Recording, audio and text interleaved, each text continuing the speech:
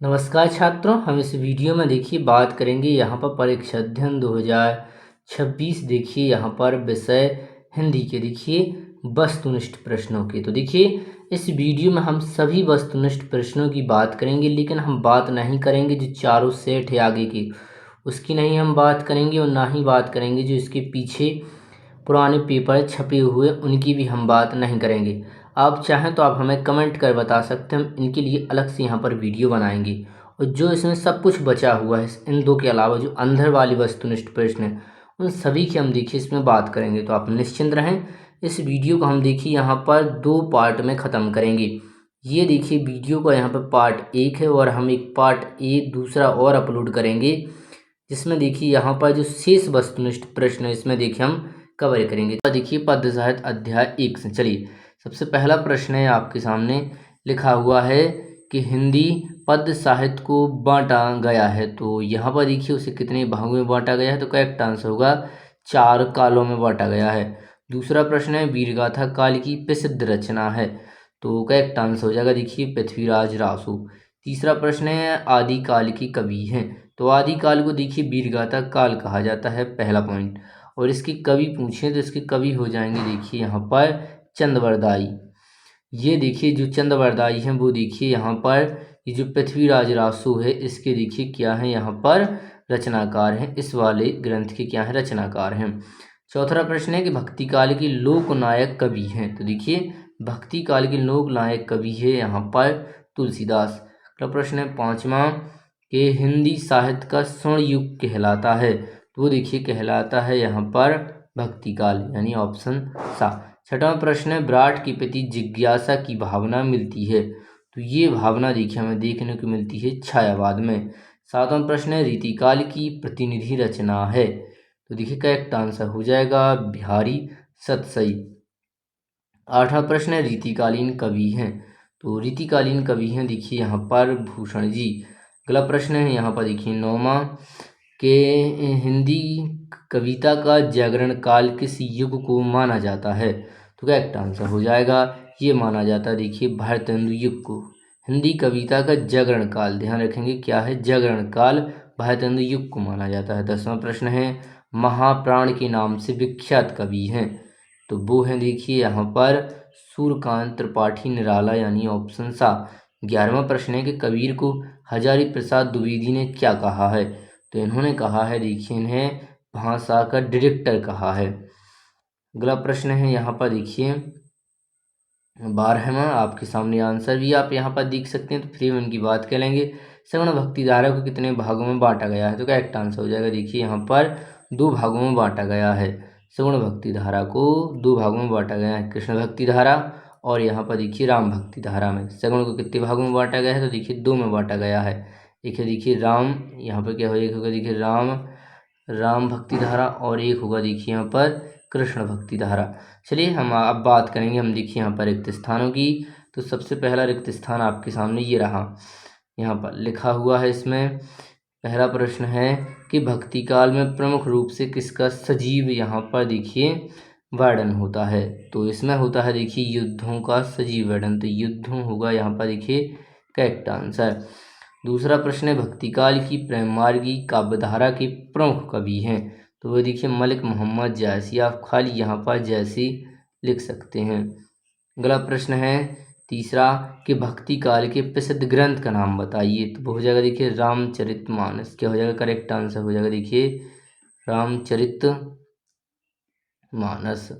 ये हो जाएगा देखिए यहाँ पर करेक्ट आंसर रामचरितमानस। अगला प्रश्न है यहाँ पर चौथा कि रामचरितमानस महाकाव्य की भाषा है, तो देखिए भाषा यहाँ पर अवधि है, क्योंकि इनकी रचना है जो देखिए तुलसीदास ने की है, उनकी भाषा भी क्या है अवधि है। तो ध्यान देंगे रामचरितमानस की रचना किसने की है, तुलसीदास ने की है, और ये देखिए यहाँ पर एक महाकाव्य है। अगला प्रश्न है पांचवा खालिस्तान रीतिकाल में वीर रस की कवि रही है, तो रीतिकाल के यहाँ पर वो कवि बताना है जिन्होंने वीर रस को प्रमुख रूप से अपनाया है, तो करेक्ट आंसर हो जाएगा देखिए भूषण। क्या हो जाएगा करेक्ट आंसर हो जाएगा देखिए भूषण। छठवां प्रश्न नागार्जुन खालिस्तान के कवि हैं, तो देखिए नागार्जुन यहाँ पर प्रगति के कवि हैं, किसके हैं प्रगतिवाद के देखिए यहाँ पर कवि हैं। प्रश्न 7वां कि रीतिकाल के प्रतिनिधि कवि हैं। तो देखिए रीतिकाल के आपको 2 कवि याद रखना, एक आप भूषण लिख सकते हैं और आप देखिए एक यहाँ पर बिहारी लिख सकते हैं। तो आपकी मर्जी, जो भी आज आप लिखेंगे वही देखिए क्या हुआ यहाँ पर करेक्ट माना जाएगा। तो आप देखिए यहाँ पर कुछ भी लिख सकते हैं, आप चाहें तो यहाँ पर भूषण भी लिख सकते हैं, या चाहें तो आप बिहारी भी लिख सकते हैं। चलिए अगला 8वां प्रश्न, खालिस्तान ग्रंथ में पारिवारिक मर्यादा का सर्वोत्तम उदाहरण देखने को मिलता है। तो ग्रंथ देखिए यहाँ पर रामचरितमानस क्या आएगा, देखिए रामचरितमानस। हमें आशा है कि आप यहाँ पर पूरा लिख लेंगे। चलिए 9वां प्रश्न है कि निगुण काव्य धारा के मत के अनुसार ईश्वर क्या है। तो देखिए निराकार है, उनका कोई आकार नहीं है। किसके अनुसार? निगुण भक्ति धारा के अनुसार कैसे हैं वो निराकार है। यदि यहाँ पर होता सगुण भक्ति धारा तो हम लिखते यहाँ पर क्या है उनका आकार है, लेकिन निगुण भक्ति धारा जो कबीरदास हैं वो मानते हैं कि ईश्वर का आकार नहीं है, जबकि जो यहाँ पर और कवि हैं सगुण भक्ति धारा के वो मानते हैं उनका आकार है, जैसे तुलसीदास, सूरदास। चलिए अब हम बात करेंगे यहाँ पर देखिए सत्य असत्य वाले प्रश्नों की। तो ये रही देखिए आपके सामने यहाँ पर सत्य और असत्य। चलिए थोड़ा सा हम इसको यहाँ पर थोड़ा नीचे करेंगे जिससे आप आंसर नहीं देख पाएँ। चलिए पहला प्रश्न है यहाँ पर कि पहला प्रश्न है कि कबीर के काव्य में रूढ़ियों का खुलकर विरोध किया गया। हाँ, इन्होंने देखिए कबीर ने जो अंधविश्वास उसका भरपूर विरोध किया है, जिसलिए यह सत्य होगा। दूसरा प्रश्न है जयसी ने ब्रज भाषा में काव्य रचना की है। तो ये देखिए गलत होगा, इन्होंने यहाँ पर ब्रज भाषा में रचना नहीं की है, वो ब्रज भाषा में तो देखिए सूरदास ने रचनाएं की हैं, जिस कारण ये क्या होगा असत्य होगा। तीसरा प्रश्न है यहाँ पर तुलसीदास राम भक्ति शाखा के श्रेष्ठ कवि हैं। तो बिल्कुल ठीक है, देखिए जो तुलसीदास उन्होंने देखिए राम भक्ति शाखा के ये श्रेष्ठ कवि हैं। चौथा प्रश्न है रीतिकाल में मात्र रीतिबद्ध रचनाएं की गई हैं। तो ये देखिए यहाँ पर गलत होगा, क्योंकि इसमें रीतिबद्ध रचना नहीं की गई, इसमें रीति सिद्ध रचनाएं की गई हैं। यहाँ पर देखिए बद्ध लिखा हुआ, यदि यहाँ पर सिद्ध होता इस तरह देखिए हम यहाँ पर लिख देते हैं, यदि ये बद्ध की जगह यदि ये सिद्ध होता इस जगह तो ये देखिए क्या होता सत्य होगा, लेकिन इसमें बद्ध लिखा है जिसके कारण यह देखिए असत्य होगा। पांचवा प्रश्न है सूरदास की श्रेष्ठ रचना का नाम सूरसागर है। तो ये देखिए हाँ बिल्कुल सत्य है, सूरदास की एक यहाँ पर रचना है जिसका नाम है देखिए सूरसागर, ये देखिए सत्य होगा। यहाँ पर देखिए अगला प्रश्न है यहाँ पर छठवां कि शोषकों के प्रति घृणा और शोषितों के प्रति करुणा प्रगतिवाद है। तो ये देखिए हाँ यहाँ पर बिल्कुल क्या होगा सत्य होगा। जो छायावाद है उसमें देखिए यही होता है, यदि कोई व्यक्ति किसी दूसरे आदमी पर मतलब उनका बुरा करता है या उनके ऊपर अत्याचार करता है तो उसके प्रति हम इसमें क्या कहते हैं विद्रोह करते हैं, उनको बुरा भला कहते हैं। और जिनके ऊपर अत्याचार हो रहा है उनके ऊपर हम देखिए सहानुभूति व्यक्त करते हैं, यानी करुणा व्यक्त करते हैं, जिस कारण यह देखिए सत्य होगा और यही लाइन में यही लिखा हुआ है। सातवां प्रश्न है कि जयशंकर प्रसाद छायावादी कवि है। तो हाँ बिल्कुल करेक्ट आंसर होगा, जयशंकर प्रसाद एक छायावादी कवि हैं। इनके देखिए यहाँ पर 4 स्तंभ कवि भी हैं। चलिए आठवां प्रश्न है कि प्रगतिवादी कवियों ने प्रकृति का मानवीयकरण किया है। तो प्रयोगवादी कवियों ने ऐसा देखिए यहाँ पर नहीं है, जिस कारण यह क्या होगा देखिए असत्य होगा। इसमें देखिए लिखा हुआ प्रकृति का मानवीकरण फिर किसने किया है। तो देखिए यदि यहाँ पर छायावादी कवि होता क्या होता है यहाँ पर देखिए छायावादी, क्योंकि छायावादी कवियों ने क्या किया है प्रकृति का यहाँ पर देखिए मानवीकरण किया है, जिस कारण यह क्या होगा असत्य, क्योंकि इसमें लिखा हुआ प्रयोगवाद। हमें आशा है कि आपको समझ में आ रहा है। जैसे देखिए 9वां प्रश्न इसी तरह है कि छायावाद कवियों ने प्रकृति का मानवीकरण किया। तो हाँ ये देखिए बिल्कुल सत्य होगा, क्योंकि हमने आपको बताया है कि प्रयोगवादियों ने नहीं किया है, छायावादियों ने किया है। प्रश्न 10वां कि लौकिक साहित्य आदिकाल की विशेष उपलब्धि है। तो ये देखिए हाँ यहाँ पर सत्य होगा।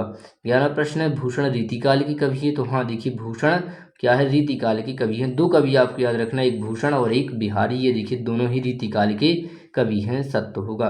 11वां प्रश्न है कि हिंदी साहित्य का स्वर्ण युग रीतिकाल को कहा जाता है। तो ये देखिए यहाँ पर गलत होगा, क्योंकि जो हिंदी साहित्य का स्वर्ण युग है वो रीतिकाल को नहीं कहा जाता, वो देखिए भक्ति काल को कहा जाता है, जिस कारण यह क्या होगा असत्य होगा। तो यहाँ पर देखिए अब हम बात करेंगे जोड़ियों की। तो चलिए शुरुआत करते हैं।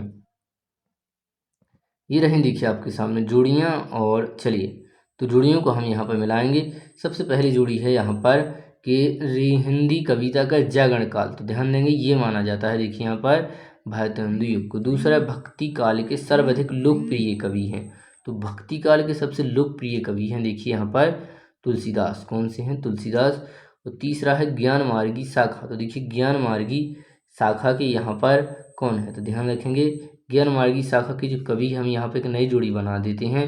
अब वो हैं देखिए यहाँ पर कबीरदास। कौन से हैं? देखिए यहाँ पर वो कबीरदास हैं। तो इतना आपको यहाँ पर याद रखना है कि ज्ञान मार्गी यानी ज्ञान, तो ज्ञान के ऊपर बल दिया था देखिए कबीरदास ने। चलिए हम आगे जोड़ियों की बात करेंगे। तो ये रहें देखिए आपके सामने और जोड़ियाँ, ये रहें देखिए जोड़ियों में है यहाँ पर देखिए चौथरा के कृष्ण भक्ति शाखा के प्रतिनिधि कवि हैं, यानी कृष्ण भक्ति शाखा के प्रतिनिधि कवि कौन सी हैं? तो वो हैं देखिए यहाँ पर सूरदास। तो देखिए सूरदास ने यहाँ पर कृष्ण जी की भक्ति की है। पांचवा श्रृंगार काल। तो देखिए श्रृंगार काल की है यहाँ पर रीतिकाल। तो श्रृंगार काल को क्या कहा जाता है? एक प्रकार से रीतिकाल भी कहा जाता है, क्योंकि रीतिकाल में जो भी सर्वाधिक रचना हुई हैं उनमें सिर्फ देखिए श्रृंगार रस का ही अधिकतर प्रयोग हुआ है। छठवां प्रश्न है कि द्विवेदी युग के प्रवर्तक हैं। तो ये देखिए द्विवेदी युग के प्रवर्तक हम यहाँ पे एक नई जोड़ी बना देंगे और लिख देंगे, ये हो जाएंगे देखिए यहाँ पर द्विवेदी युग के कहे हैं। किसके कहे हैं? देखिए द्विवेदी युग के वो हो जाएंगे देखिए महावीर प्रसाद द्विवेदी। वो देखिए ऊपर हो चुका है, यदि हम ऊपर खिसकाएंगे तो ऊपर हमें लिखाई देगा यहाँ पर क्या? महावीर प्रसाद द्विवेदी होगा। देखिए चलिए यहाँ पर देखिए ये जोड़ी हो जाती है। एक जोड़ी और है देखिए सूरदास। तो सूरदास देखिए उन्होंने क्या किया है कि ये देखिए सूरदास हैं जो इनका संबंध यहाँ पर देखिए भक्ति काल से। किससे है इनका संबंध? देखिए यहाँ पर भक्ति काल से है। तो इस तरह देखिए यहाँ पर हमने सभी जोड़ियों को देख लिया है। इसमें आगे बात करेंगे, एक जोड़ी और है देखिए यहाँ पर, ये रही देखिए जोड़ी। देखिए पहली है हिंदी साहित्य का स्वर्ण युग। तो देखिए हिंदी साहित्य का स्वर्ण युग माना जाता है देखिए यहाँ पर भक्ति काल को। किसको माना जाता है? भक्ति काल को। और अगला है छायावाद के प्रवर्तक कवि हैं। तो छायावाद के देखिए जो प्रवर्तक कवि हैं वो है देखिए यहाँ पर कौन? जयशंकर प्रसाद और महादेवी वर्मा। तो जो महादेवी वर्मा है वो देखिए यहाँ पर क्या है कि ये छायावाद की यहाँ पर देखिए एक मेन क्या है? कवि हैं यानी रचनाकार हैं। तीसरा प्रगतिवाद। तो प्रगतिवाद में क्या हुआ है कि जो प्रगतिवाद है इसकी देखिए करेक्ट जोड़ी होगी यहाँ से 1936। अगला है रीतिकाल की मुख्य भाषा है। तो रीतिकाल की जो मुख्य भाषा है वो देखिए यहाँ पर ब्रज भाषा है। और राम भक्ति शाखा, इसके देखिए जो महत्वपूर्ण कवि है, हम बार बार आपसे कह रहे हैं यदि राम भक्ति का नाम आता है तो आप तुलसीदास याद रखेंगे, यदि कृष्ण भक्ति का नाम आता है तो वहाँ पर आप सूरदास। तो यहाँ पर देखिए राम भक्ति आया इसलिए आप क्या याद रखेंगे? तुलसीदास। चलिए यहाँ पर देखिए ये वाली जोड़ियाँ हैं वो समाप्त होती है। अब हम बात करेंगे यहाँ पर देखिए एक वाक्य वाले प्रश्नों की। तो ये रहे देखिए आपके सामने प्रश्न। चलिए थोड़ा नीचे कहते हैं। पहला प्रश्न है, लिखा हुआ है कि जगनिक द्वारा रचित कृति का नाम क्या है? तो देखिए जगनिक द्वारा रचित कृति का नाम है यहाँ पर परमाल। क्या है? परमाल राशो। तो ये आप देखिए यहाँ पर याद रखेंगे परमाल राशो। अगला प्रश्न है दूसरा, पद्मावत किस कवि की रचना है? तो ये है देखिए मलिक मोहम्मद जायसी। आप खाली यहाँ पर देखिए जायसी लिख सकते हैं या नीचे आपको पूरा ही लिखा दिखाई देगा। तीसरा है रीतिकालीन कविता में भाव पक्ष प्रबल है या कला पक्ष है? तो ये देखिए यहाँ पर क्या है? कला पक्ष है। तो यहाँ पर देखिए कला पक्ष क्या हो जाएगा? करेक्ट आंसर हो जाएगा। अगला देखिए चौथा, बिहारी सतसई किस काल की रचना है? तो बिहारी सतसई ये देखिए इसकी कवि कौन है? तो बिहारी सतसई की आपको पहले कवि याद रखने होंगे कि ये देखिए यहाँ पर क्या है? बिहारी हैं। तो अब बिहारी इनके कवि हैं तो ये कौन से काल के हैं? देखिए रीतिकाल है के हैं, जिस कारण यह रचना भी किस काल की होगी? देखिए रीतिकाल की हो जाएगी। तो यहाँ पे करेक्ट आंसर क्या हो जाएगा? देखिए रीतिकाल। अगला है पांचवा, रीतिकाल को अन्य क्या नाम दिया गया है? तो इसे देखिए श्रृंगार काल कहा जाता है। हमने ये आपसे पहली बात की। आपको देखिए एक एक पॉइंटों को अपने माइंड में अच्छी तरीके से याद करते जाना, जिससे जो आगे वाले प्रश्न है वो आप ऑटोमेटिक ही उनको कंप्लीट करते जाएंगे। छठा प्रश्न है कि तुलसीदास ने रामचरितमानस की रचना किस भाषा में की है? इस प्रश्न को भी हम देखिए पहले ही समाप्त कर चुके हैं। वो भाषा देखिए अवधी भाषा है। कौन सी भाषा है? अवधी भाषा है। सातवां प्रश्न है, रघुवीर सहाय कौन से तार सप्तक के कवि हैं? यहाँ पर क्या लिखा हुआ है? यहाँ पर लिखा हुआ है देखिए रघुवीर सहाय। तो ये कौन से तार सप्तक के हैं? तो ये हैं देखिए दूसरे तार सप्तक के। कौन से? देखिए यहाँ पर दूसरे के हैं।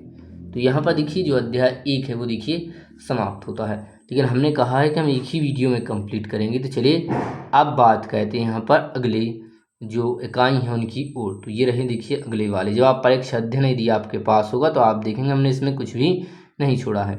चलिए सबसे पहला प्रश्न है इसमें देखिए यहाँ पर अब दूसरी इकाई से कि कवि किसका भार लिए फिरता है? तो देखिए कवि यहाँ पर किसका भार लिए फिरता है? तो कवि देखिए यहाँ पर हम जानते हैं कि जग जीवन का भार लिए फिरते हैं। दूसरा प्रश्न है, दिन जल्दी जल्दी ढलता है गीत हरिवंशराय बच्चन के किस काव्य संग्रह से लिया गया है? तो देखिए करेक्ट आंसर हो जाएगा निशामन निमंत्रण।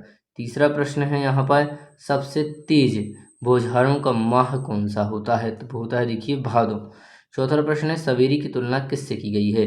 तो सवेरे की तुलना देखिए यहाँ पर खरगोश की आंख से की गई है। यहाँ पर देखिए पांचवा प्रश्न है कि कविता के फूलों के बहाने, तो इसका देखिए करेक्ट आंसर हो जाएगा यहाँ पर खिलना होता है। क्या होता है? खिलना होता है। अगला है, किसकी चूड़ी मर गई है? तो यहाँ पर देखिए ध्यान देंगे, यहाँ पर देखिए बात की जो चूड़ी है वो देखिए मर गई है। अगला प्रश्न है, सातवां की रघुवीर सहाय की कविता में कैमरे में बंद अपाहिज उनके किस काव्य संग्रह से यहाँ पर उद्धृत है? तो ये देखिए यहाँ पर उद्धृत है लोग भूल गए हैं, इससे देखिए उद्धृत है। आठवां प्रश्न है यहाँ पर देखिए कि करुणा के मुखौटे में छिपी कविता की कविता है। तो ये देखिए यहाँ पर कविता है कैमरे में बंद अपाहिज। नौवां प्रश्न है, कैमरे के सामने लाया जाता है। तो ये लाया जाता है देखिए एक अपाहिज को लाया जाता है। 10वां प्रश्न है, ऊषा का अर्थ है? तो ध्यान देंगे ऊषा का अर्थ है यहाँ पर भौर। क्या है? भौर। अगला प्रश्न 11वां, ऊषा कविता के अनुसार प्रातःकालीन आकाश लग रहा है। तो ये कैसा लग रहा है? तो ये लग रहा है देखिए यहाँ पर नीले शंख जैसा। 12वां प्रश्न, बादल राग कविता के कुल खंड हैं। तो ध्यान देंगे इसमें कुल खंड हैं यहाँ पर 6 कुल खंड हैं। कितने हैं? 6। अगला प्रश्न 13वां, बादल राग कविता में गगन स्पर्शी स्पर्धा धीर कहा जाता है। तो ये कहा गया है देखिए यहाँ पर बादलों को कहा गया है। 14वां प्रश्न है आपके सामने कि संसार में सभी लोग मुख्य रूप से किस लिए काम करते हैं? तो ये जो सभी लोग हैं वो देखिए काम करते हैं पेट भरने के लिए। 15वां प्रश्न है, तुलसीदास के अनुसार पेट की आग को कौन बुझा सकता है? तो देखिए पेट की जो आग है उसे देखिए यहाँ पर इस पाठ के अकॉर्डिंग हमने आपसे कहा है तुलसीदास के अकॉर्डिंग के लिए करेक्ट आंसर क्या होगा? राम होगा, यानी ऑप्शन सा। चलिए अगला प्रश्न है यहाँ पर देखिए 16वां कि धूत कहो अवधूत कहो किसकी पंक्तियाँ हैं? तो ये जो पंक्तियाँ हैं वो देखिए यहाँ पर तुलसीदास जी की हैं। 17वां प्रश्न है, घुटनों में लेकर माँ बच्चे को क्या कहती है? तो ध्यान देंगे बच्चों को देखिए कपड़े पहनाती हैं, यानी ऑप्शन दा। अगला प्रश्न 18वां, फूलों की नई कलियों की कोमल गांठें कौन खोलता है? तो वो खोलते हैं देखिए यहाँ पर बसंत ऋतु खोलते हैं। 19वां प्रश्न है, आकाश में कौन उड़ रहे हैं? तो करेक्ट आंसर हो जाएगा आकाश में देखिए बगुले उड़ रहे हैं। इसके बाद यहाँ पर देखिए 20वां प्रश्न है कि किसके अंकुर फूटते हैं? तो ध्यान देंगे करेक्ट आंसर हो जाएगा यहाँ पर शब्द के अंकुर फूटते हैं। तो इस तरह देखिए यहाँ पर ये जो विकल्प हैं वो भी देखिए समाप्त होते हैं। अब हम बात करेंगे इसी में देखिए यहाँ पर रिक्त स्थानों के। तो ये रहे देखिए आपके सामने रिक्त स्थान। पहला प्रश्न है कि कवि बच्चन खालिस्तान का ध्यान नहीं कहते। तो ये देखिए यहाँ पर जग का ध्यान नहीं कहते। दूसरा प्रश्न है, कवि जग जीवन का खालिस्तान लिए फिरता है। तो देखिए हम जानते हैं भार लिए फिरता है। तीसरा प्रश्न है, बच्चे खालिस्तान में होंगे। तो बच्चे देखिए यहाँ पर अपने माता पिता की प्रत्याशा में होते हैं, तो आप खाली यहाँ पर देखिए प्रत्याशा लिख सकते हैं। चौथा प्रश्न है, दुनिया की सबसे रंगीन और सबसे हल्की चीज़ है। तो वो है देखिए यहाँ पर पतंग है। क्या है? पतंग है। अगला प्रश्न है 5वां, बच्चे खालिस्तान को नरम बनाते हुए दौड़ते हैं। तो ये देखिए छतों को क्या कहते हैं? छतों को होगा देखिए करेक्ट आंसर नरम। 6वां प्रश्न है कविता के पंख लगा उड़ने के खालिस्तान क्या जाने? तो कौन इसके मायने जाने? तो करेक्ट आंसर होगा देखिए चिड़िया। क्या होगा? करेक्ट आंसर होगा यहाँ पर देखिए चिड़िया। चलिए बात करेंगे अगले प्रश्न की। अगला प्रश्न है आपके सामने यहाँ पर देखिए 7वां कि तुमने खालिस्तान को सहूलियत से बरतना कभी नहीं सीखा। तो भाषा को सहूलियत से बरतना नहीं सीखा। अगला प्रश्न है 8वां, आपको खालिस्तान होकर कैसा लगता है? तो यहाँ पर लिखना होगा देखिए अपाहिज होकर कैसा लगता है। तो करेक्ट आंसर क्या होगा? देखिए अपाहिज यहाँ पर होगा, बड़ा पा आपको देखिए यहाँ पर बना देना, तो अपाहिज हो जाएगा। 9वां प्रश्न है, पर्दे पर खालिस्तान की कीमत है। तो पर्दे पर देखिए यहाँ पर वक्त की कीमत है। किसकी कीमत है? देखिए वक्त की। 10वां प्रश्न है, लिपा हुआ चौका भी खालिस्तान पड़ा है, तो ये देखिए यहाँ पर गीला पड़ा है। करेक्ट आंसर क्या हो जाएगा, देखिए गीला हो जाएगा। 11वां प्रश्न है सिल पर लाल खालिस्तान पिसी गई है, तो ये देखिए यहाँ पर सी गई है केसर, क्या होगा देखिए करेक्ट आंसर क्या होगा यहाँ पर केसर होगा। तो यहाँ पर देखिए केसर लिखा हुआ है। चलिए बात करेंगे अगले प्रश्न की। 12वां प्रश्न है यहाँ पर कि बादल राग कविता में सुखों को खालिस्तान बताया गया है, तो सुखों को देखिए अस्थिर बताया गया है। अस्थिर का मतलब होता है कभी भी हमसे जा सकती हैं दुख और सुख आपस में कभी भी बदल सकते हैं। 13वां प्रश्न है कि खालिस्तान होने पर निम्न वाक्य को सदैव लाभ होता है, तो ये देखिए क्रांति होने पर क्या होता है, क्रांति होने पर क्या होता है, निम्न वाक्य को लाभ होता है। तो करेक्ट आंसर क्या आएगा, देखिए क्रांति आएगा।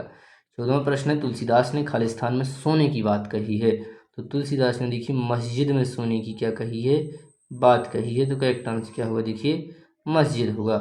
15वां प्रश्न है यहाँ पर देखिए थोड़ा ऊपर कहते हैं कि लक्ष्मण जी खालिस्तान द्वारा छोड़ी गई शक्ति से मूर्छित हो गए थे, तो ये देखिए यहाँ पर मेघनाथ द्वारा क्या होगा, देखिए करेक्ट आंसर क्या आएगा यहाँ पर मेघनाथ द्वारा। चलिए अगला प्रश्न है 16वां माँ बच्चों को हवा में खालिस्तान देती है, तो ये देती है यहाँ पर देखिए लौका, क्या देती है, लौका।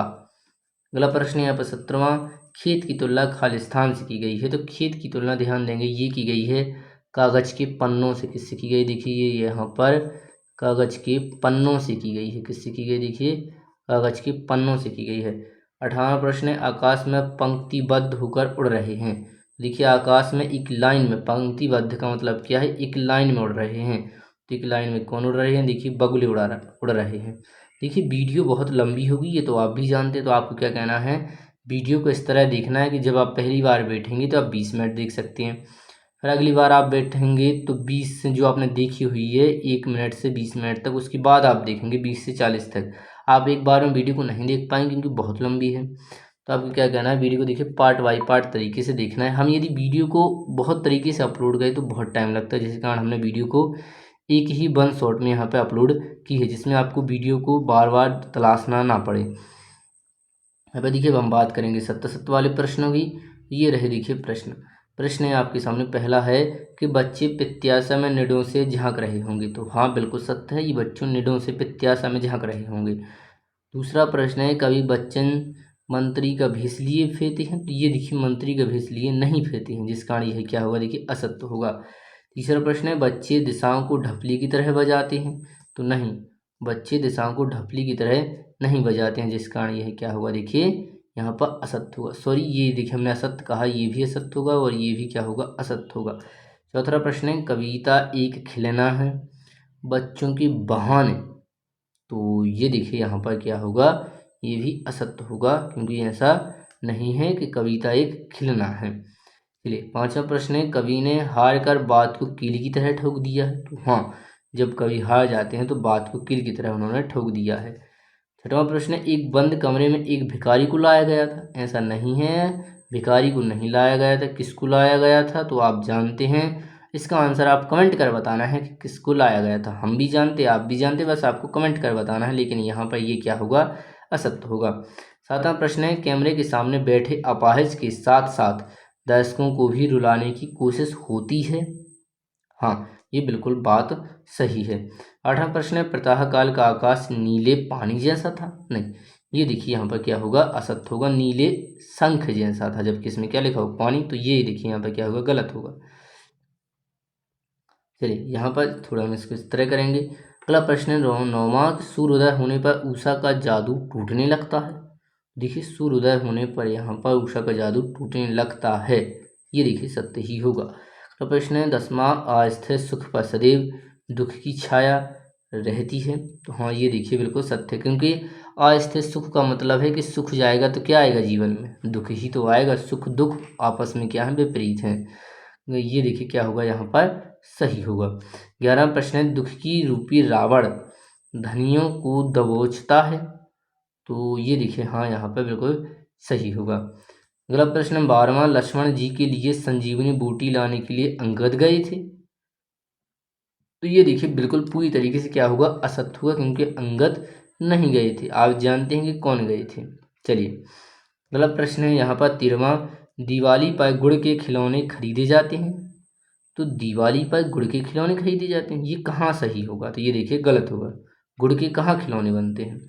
मिट्टी के खिलौने बनते हैं। चलिए 14वां प्रश्न है, बालक चांद के लिए ललचा रहा था। तो हाँ ये बिल्कुल सत्य होगा। जो बच्चे हैं वो यहाँ पर देखिए चांद के लिए ललचा रहा है। 15वां प्रश्न है, कविता सृजन के लिए शब्द रूपी बीज को कल्पना की खाद की आवश्यकता है। तो ये यहाँ पर बिल्कुल सत्य होगा, बीज को कल्पना की खाद की आवश्यकता है। 16वां प्रश्न है, बगलों की पंख कविता में नभ में पतंगे छाई हुई हैं। तो बगलों के पंख कविता में नभ में पतंगे नहीं छाई हुई हैं। तो ये यहाँ पर क्या होगा? देखिए गलत होगा। तो यहाँ पर देखिए हमने सत्य सत्य की बात की है। चलिए अब हम आगे बढ़ेंगे और अब हम बात करेंगे इसमें जोड़ियों की। तो ये रहें देखिए आपके सामने यहाँ पर जोड़ियाँ। चलिए तो ये रहें देखिए जोड़ी। पहली है आत्म परिचय। तो देखिए आत्म परिचय का यहाँ पर करेक्ट आंसर क्या हो जाएगा? आत्म परिचय लिखा है देखिए यहाँ पर हरिवंश राय बच्चन ने, यानी ऑप्शन द।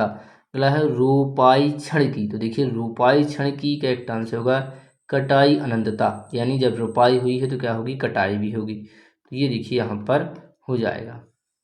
अगला प्रश्न है कविता के बहाने। तो कविता के बहाने ये देखिए लिखा है कुंवर नारायण जी ने।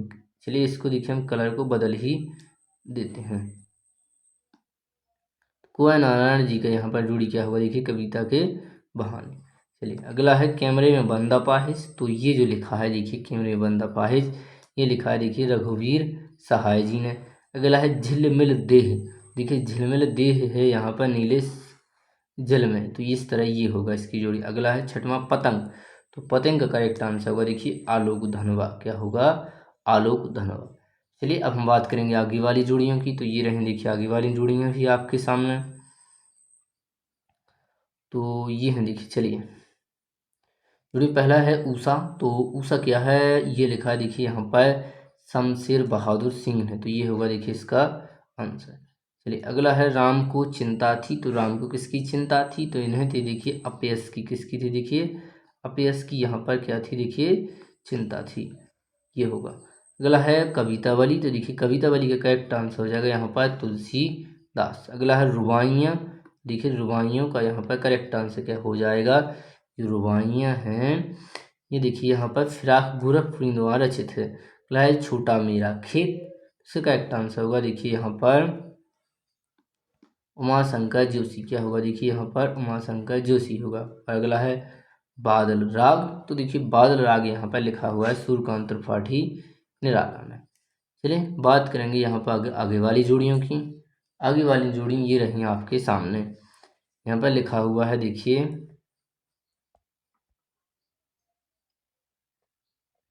आगे वाली जोड़ी में यहाँ पर देखिए लिखा हुआ है कि मस्ती का संदेश। तो देखिए करेक्ट आंसर हो जाएगा मस्ती का संदेश दे दें देखिए हरिवंश राय बच्चन जी। दूसरा है दिन का पंथी। तो देखिए वो दिन का पंथी है, वो जल्दी जल्दी चलता है। अगला है राखी के लच्छे। तो ये देखिए करेक्ट आंसर हो जाएगा बिजली की चमक। ये वाली होगी देखिए करेक्ट जोड़ी। अगला है कैमरे के सामने। देखिए कैमरे के सामने कौन थी? अपाहिज थी। तो अपाहिज देखिए यहाँ पर क्या हो जाएगा? करेक्ट आंसर हो जाएगा। तो ये होगा देखिए करेक्ट आंसर अपाहिज। अगला है बात की चूड़ी में जाना। तो ये देखिए बात का प्रभावहीन हो जाना, यानी किसी के द्वारा जो कही गई बात है उसका कोई मूल्य नहीं है, वही क्या है? बात की चूड़ी में जाना, उसका प्रभाव खो जाना। चलिए बात करेंगे यहाँ पर देखिए अब हम एक वाक्य वाले प्रश्नों की। चलिए अगला प्रश्न है यहाँ पर देखिए एक वाक्य में पहला प्रश्न कि बच्चे किसकी प्रत्याशा में होंगे। तो देखिए बच्चे यहाँ पर वो रहते हैं देखिए अपने माता, क्या लिख सकते हैं आप? माता पिता दोनों लिख सकते हैं। देखिए तो माता की प्रतीक्षा में होंगे। यहाँ पर देखिए परीक्षा अध्ययन में माता सिर्फ दिया जाता है शायद, तो होगा आप माता पिता दोनों लिख सकते हैं।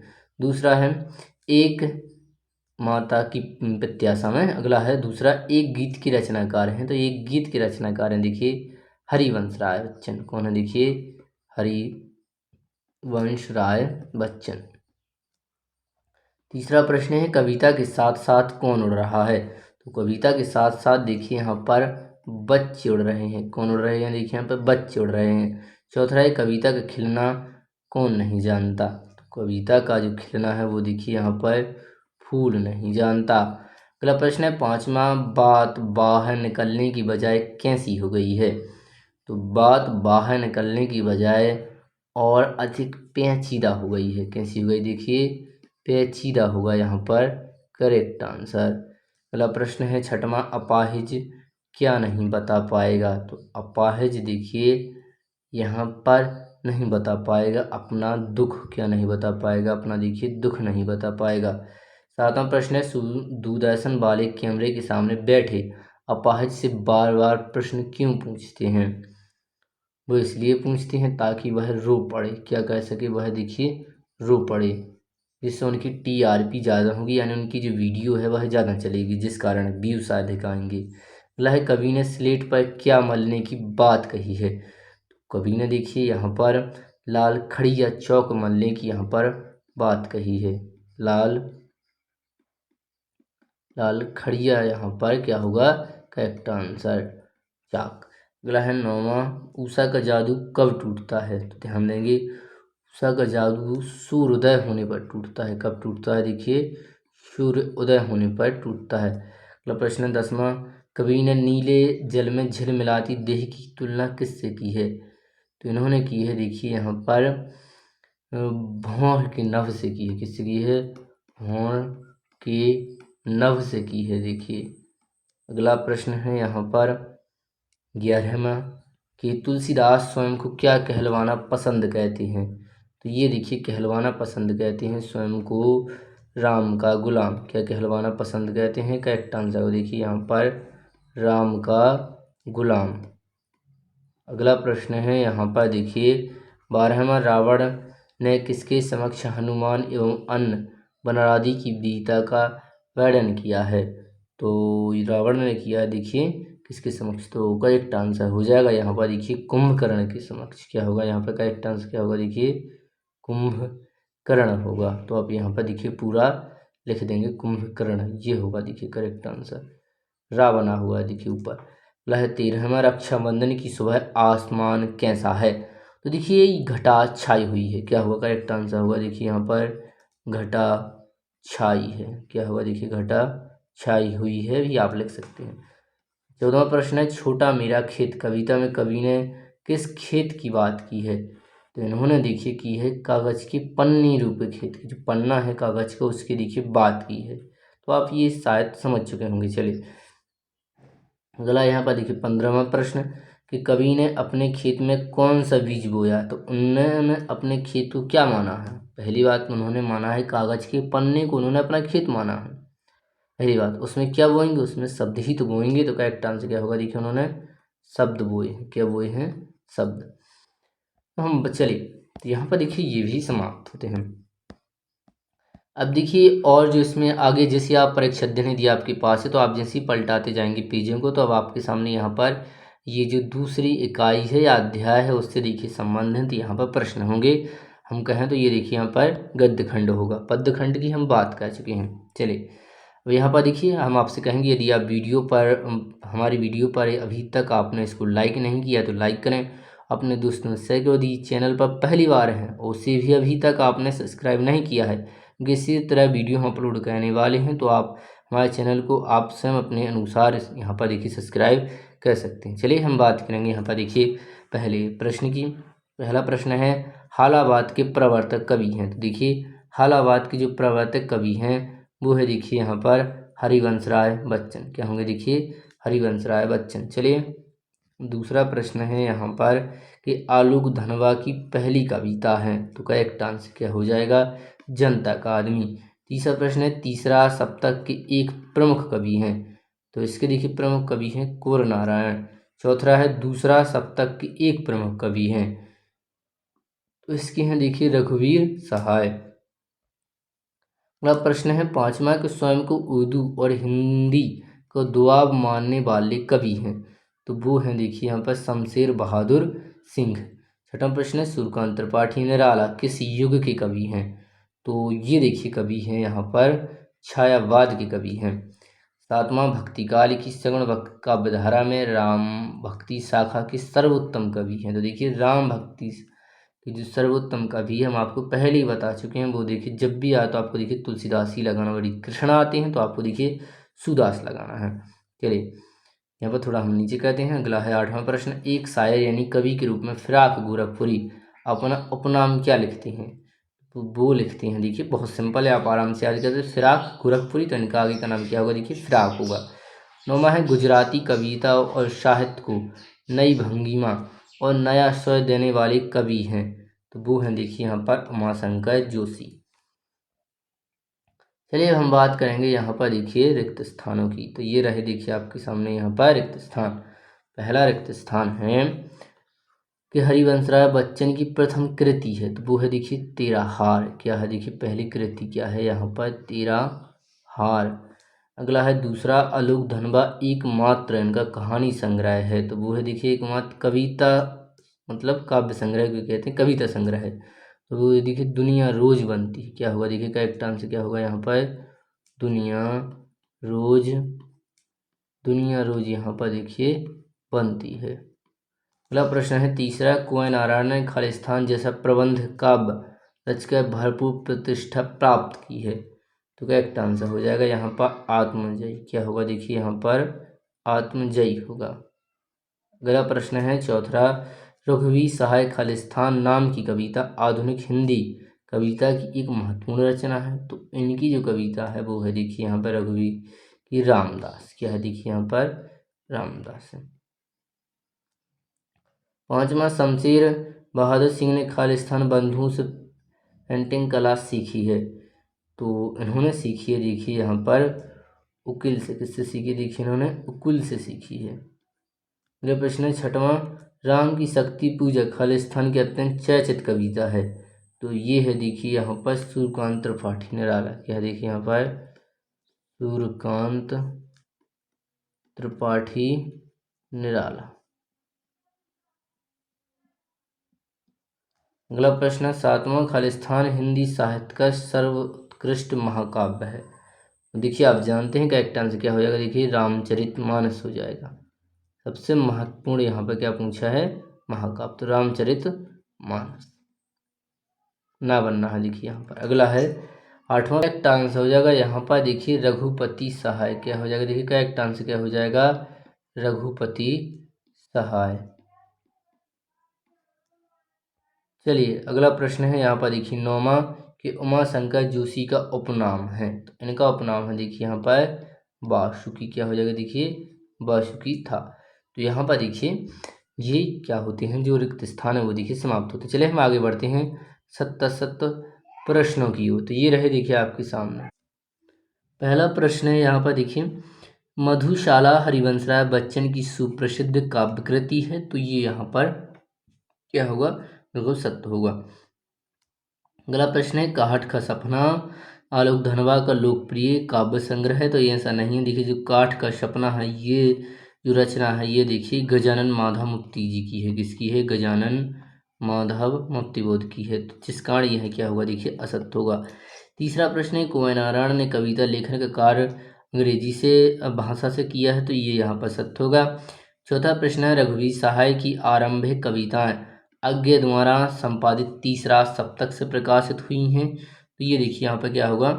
असत्य होगा। अगला प्रश्न है 5वां, काल तुझसे होड़ है मेरी शमशेर बहादुर सिंह की रचना है, तो हाँ ये यहाँ पर देखिए सत्य होगा। अगला प्रश्न है 6वां, कि तुलसीदास कविता तुलसीदास जी की कठिन छंद साधना का प्रतिमान है, तो तुलसीदास ने देखिए जो तुलसीदास वो उन्होंने इस प्रकार की रचना लिखी ही नहीं है, असत्य होगा।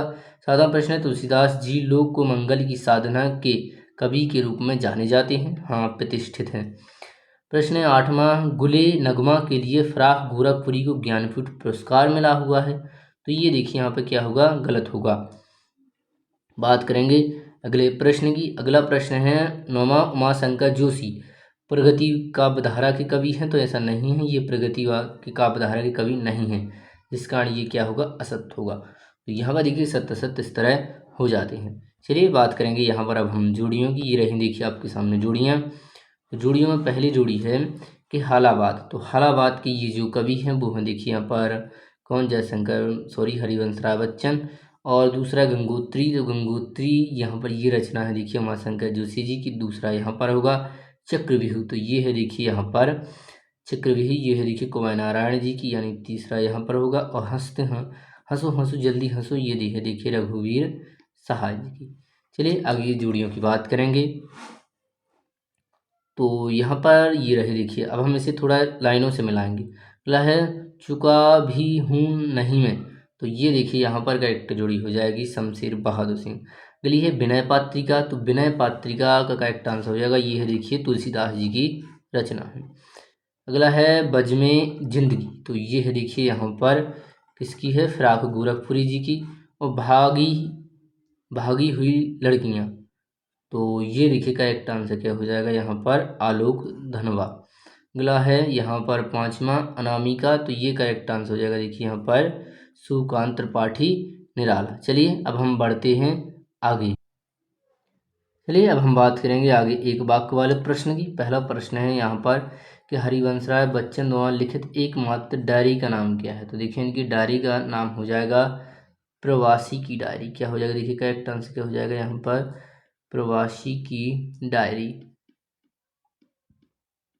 अगला प्रश्न है यहाँ पर तीसरा कि भ्रूणों की बेटियां खालिस्तान किस कवि की रचना है, तो ये देखिए आलोक धनवा जी की, किसकी हैं, आलोक धनवा जी की हैं।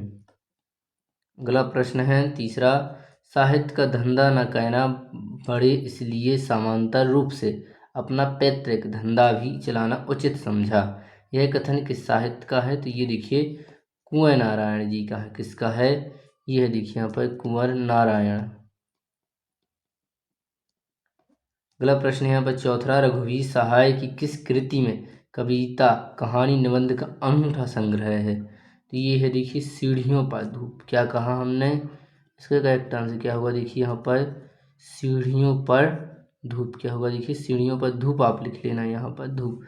अगला देखिए पांचवा, शमशेर बहादुर सिंह कौन से तार सप्तक के महत्वपूर्ण कवि हैं, तो ये देखिए यहाँ पर दूसरे के हैं। किसके हैं, ये देखिए यहाँ पर दूसरे के हैं।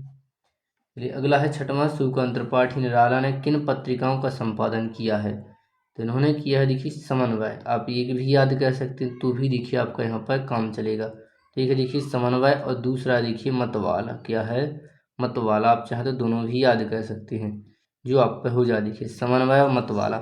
सातवां प्रश्न है तुलसीदास जी कृत कवितावली किस भाषा में विचरित काव्य है, तो ये है देखिए पद्म। ये देखिए करेक्ट आंसर हो जाएगा, किस भाषा पूछिए यहाँ पर भाषा, तो ये देखिए करेक्ट आंसर हो जाएगा यहाँ पर ब्रज भाषा। कौन सी भाषा, देखिए यहाँ पर ब्रज भाषा है। अगला है आठवां प्रश्न, फिराक गोरखपुरी को 1968 में साहित्य एवं शिक्षा के क्षेत्र में उत्कृष्ट योगदान के लिए किस प्रतिष्ठित सम्मान मिला है, तो इन्हें देखिए सम्मान मिला हुआ है यहाँ पर पद्म भूषण। क्या मिला हुआ है यहाँ पर, इन्हें देखिए पद्म, इसको यहाँ पर लिख देते हैं अच्छी तरीके से, देखिए पद्म और भूषण देखिए यहाँ पर इन्हें मिला हुआ है। ये होगा देखिए। चलिए नौवां प्रश्न है आपके सामने पूछा है हमसे। नौवां प्रश्न है यहाँ पर कि महात्मा गांधी पर लिखित तो उमाशंकर जोशी का लोकप्रिय काव्य ग्रंथ कौन सा है, महात्मा गांधी पर लिखा गया है, तो वो है देखिए यहाँ पर हम कलर बदल देते हैं थोड़ा सा पेन का, जिससे आप क्लियर लिख सकें, विश्व शांति। क्या होगा देखिए करेक्ट आंसर क्या होगा यहाँ पर, विश्व शांति होगा। चलिए अगला है प्रश्न 10वां, कि आलोक धनवा का एकमात्र काव्य संग्रह कौन सा है, तो हम आपको बता देते, हम देखिए लिख कर तो आपको बता चुके हैं, दुनिया रोज बनती है। करेक्ट आंसर क्या होगा, आलोक धनवा का एकमात्र काव्य संग्रह क्या है, दुनिया रोज बनती है। चलिए हम यहाँ पर देखिए ये भी समाप्त होता है। अब हम बात करेंगे यहाँ पर देखिए जो इसका गद्य साहित्य का इतिहास है उससे संबंधित हम देखिए बात करेंगे। तो ये रहे देखिए आपके सामने गद्य साहित्य का इतिहास, विकास का क्रम, प्रवृत्तियाँ एवं गद्य की विधाएं, इनसे बनने वाले वस्तुनिष्ठ प्रश्न। हम आपसे पहले ही बता चुके हैं, हम एक ही वीडियो में सब कुछ कहने वाले हैं। चलिए आगे बढ़ते हैं। तो आप चाहें तो थोड़ा सा आप यहाँ पर रुक सकते हैं और आराम कर सकते हैं, फिर आप वीडियो को बाद में भी देख सकते हैं। तो चलिए अब हम यहाँ पर इसको शुरुआत करने वाले हैं। चलिए सबसे पहला प्रश्न है कि भारतेंदु युग से पूर्व हिंदी गद्य के विकास में योगदान देने वाले हैं, तो वो देखिए यहाँ पर राजा लक्ष्मण सिंह। दूसरा प्रश्न है खड़ी बोली गद्य की प्रथम रचना है, तो वो है देखिए यहाँ पर गोरा बादल की कथा। तीसरा प्रश्न है भारतेंदु युग की कालावधि है, तो वो है देखिए यहाँ पर क्या 1850 से लेकर 1900 तक। अगला प्रश्न है यहाँ पर चौथा है कि भारतेंदु युग के गद्यकार कौन हैं, तो ये है देखिए यहाँ पर बाल कृष्ण भट्ट। पांचवा प्रश्न है सुप्रसिद्ध उपन्यास चंद्रकांता संतति की उपन्यासकार हैं, तो वो है देखिए यहाँ पर उपन्यासकार देवकीनंदन खत्री।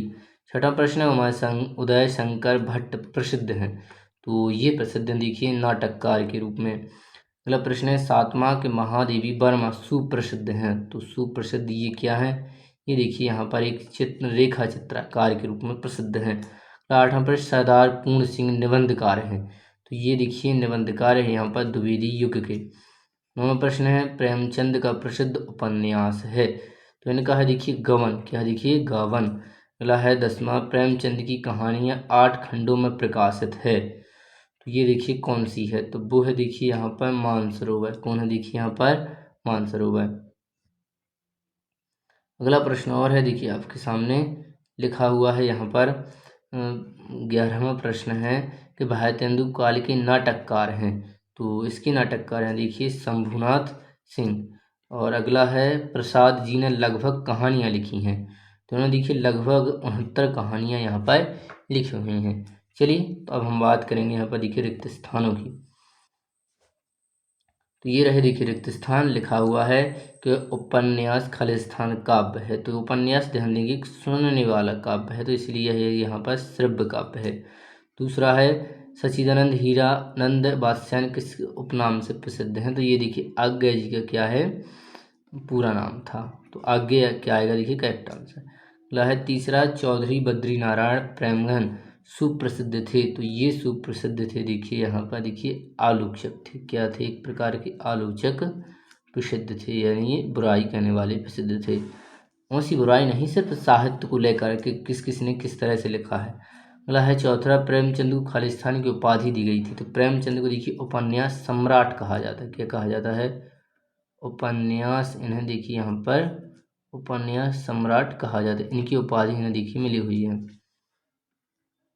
पांचवा है खालिस्तान के आगमन के साथ ही हिंदी आलोचक का आरंभ माना जाता है, तो ये देखिए माना जाता है भारतेंदु हरिश्चंद्र। क्या आएगा करेक्ट आंसर, क्या आएगा देखिए यहाँ पर भारतेंदु, तो हम देखिए यहाँ पर भारतेंदु लिख देते हैं।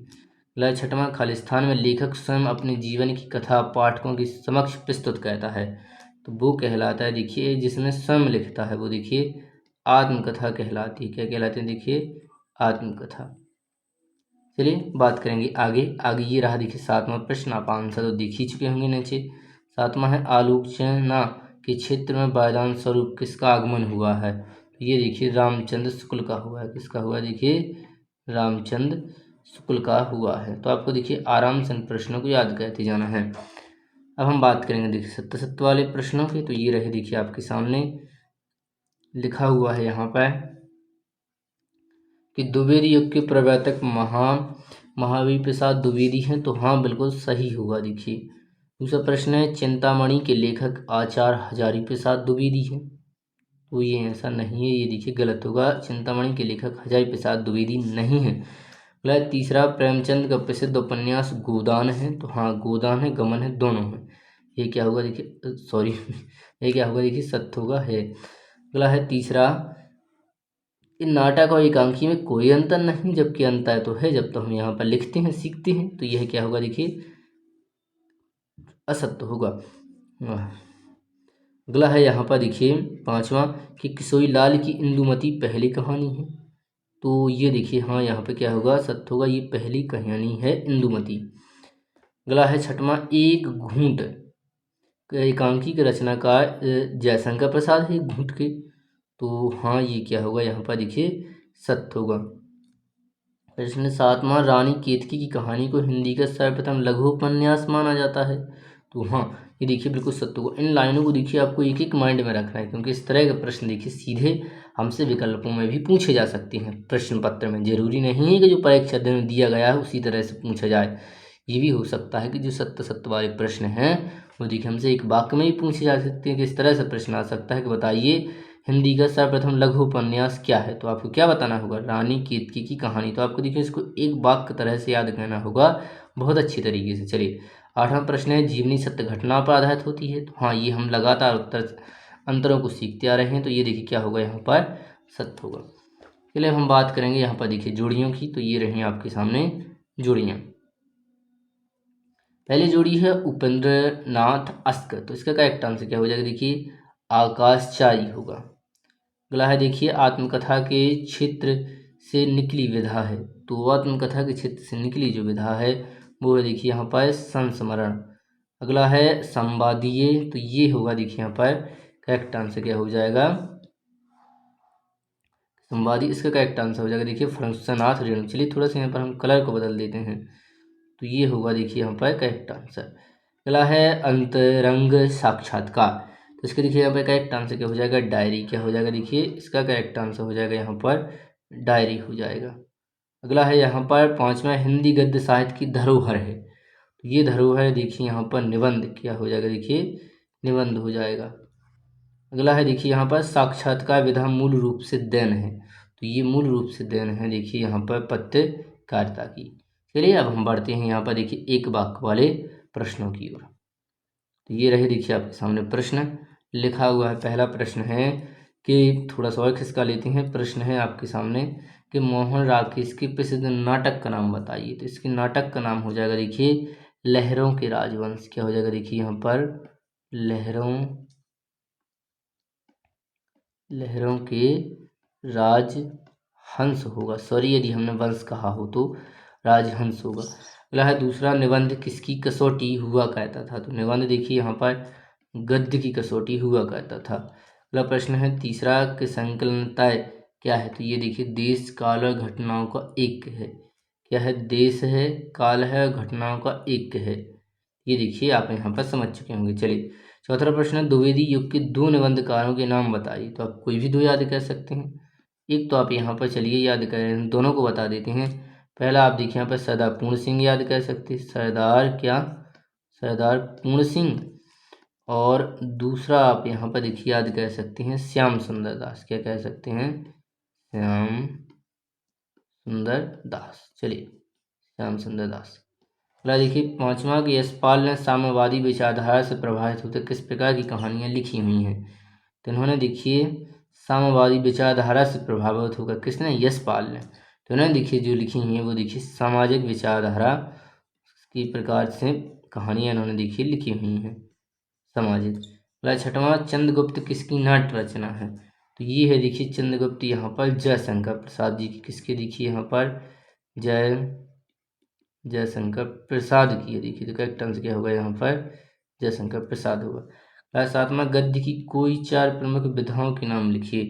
तो करेक्ट आंसर हो जाए, कोई भी आप लिख सकते हैं। आप जानते देखिए निबंध, कहानी, नाटक, उपन्यास। तो इस तरह से आप इनको लिख दीजिए। जिन पर आप अंतर लिखते हैं उन्हीं की आपको यहाँ पर देखिए नाम लिखना है।